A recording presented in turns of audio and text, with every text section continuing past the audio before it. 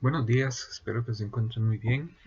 Hoy voy a referirme al artículo que les había dejado días atrás sobre los modelos de razonamiento moral. Pero antes quiero dedicar este pequeño vídeo a unos aspectos previos que quiero que tengan presentes para poder pasar a ese artículo. Lo primero que quiero señalar es lo siguiente. Ha habido bastante discusión a ese respecto, pero entre los filósofos hay un cierto acuerdo de que en la vida moral intervienen una serie de condiciones sin las cuales no puede llevarse a cabo la vida moral. Y por cognición vamos a entender ese procesamiento de información a partir de la percepción, la experiencia, la memoria, la atención y las características subjetivas en virtud de las cuales se integra y conforma una imagen del mundo. Cognición y conocimiento no son lo mismo. El conocimiento es, digamos, el producto acabado. La cognición es esa capacidad eh, de adquirir y procesar datos o información. ¿De acuerdo? Quiero que tengamos esto presente porque la vida moral se basa en cogniciones. Que se base en conocimientos ya es una duda y que podríamos albergar, o por lo menos si le prestamos atención nos va a indicar que cuando hablamos de conocimientos que fundamentan decisiones o que fundamentan posiciones morales, es necesario hacer un trabajo diferente, adicional, y no es simplemente contar con cogniciones. Por ejemplo, cuando allá en el año 2000 se prohibió la fertilización in vitro en nuestro país, un argumento que se utilizó fue la inviolabilidad de la vida humana. Bien, digamos que ese puede ser una buena razón. Sin embargo, la razón lamentablemente no pasó de ser una razón biológica, es decir, la vida humana es aquel fenómeno biológico que comienza en tal momento y termina en tal otro, punto. Y a partir de ahí entonces se sacaron una serie de conclusiones relativas a si la fertilización in vitro respeta la vida humana o no. ¿Ok? Muy bien. Para tomar la decisión sobre la fertilización in vitro necesitamos conocimientos. ¿Ya? Yo no estoy muy seguro, en mi opinión personal, si esos conocimientos ahí invocados efectivamente eran todos los necesarios, se necesitaban más conocimientos, pero no se dieron, no se utilizaron, en fin. Al final, ya saben la historia que aconteció, se prohibió la fertilización in vitro hasta el año 2012, que la Corte Interamericana de Derechos Humanos pues le ordena al país que practique el procedimiento en aras de que una serie de familias puedan tener hijos.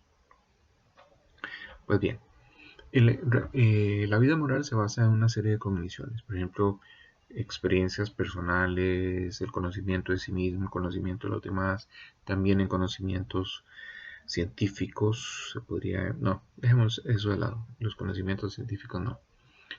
La experiencia común, las percepciones, por ejemplo, ustedes posiblemente tengan algunos conocidos o conocidas y piensan, no quiero estar cerca de esa persona. O lo contrario, esa persona es alguien que me invita a estar cerca. Muy bien.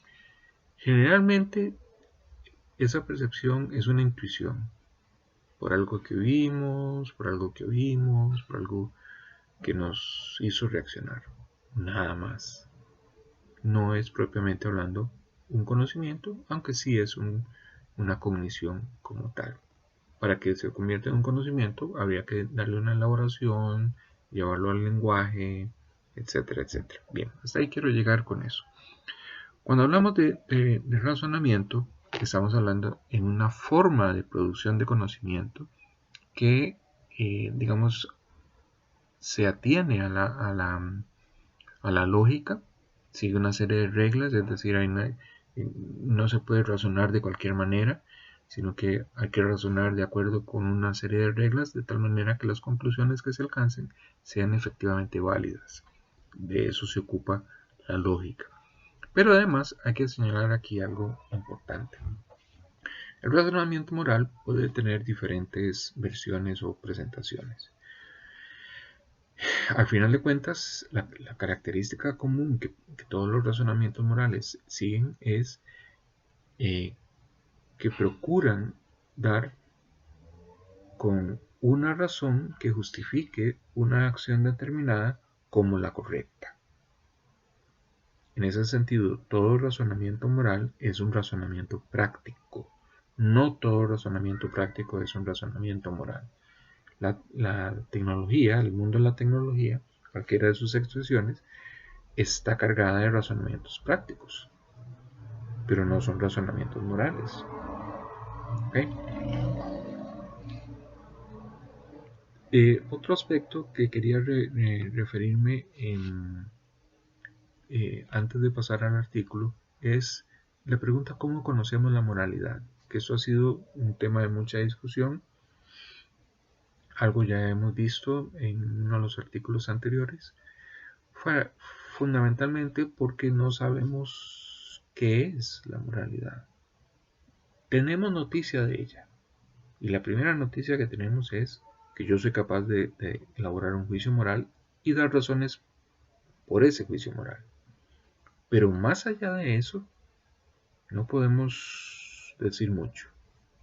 Por supuesto que puedo agregar que los demás hacen lo mismo que yo hago y que nos entendemos, pero sigue la moralidad siendo algo difícil de asir, algo difícil de agarrar, algo difícil de ver incluso. Yo puedo entender el ciclo nocturno de la fotosíntesis. Aunque sea algo muy abstracto en términos biológicos, es probablemente mucho más sencillo que entender la moralidad cuando la moralidad lo único que puedo hacer es apelar a las experiencias individuales y a la capacidad que tienen los individuos de lograr acuerdos y de orientar sus vidas con base en principios y reglas. Muy bien, tengamos eso presente porque la primera noticia que tenemos de la moralidad es el juicio moral, como ya hemos estado viendo.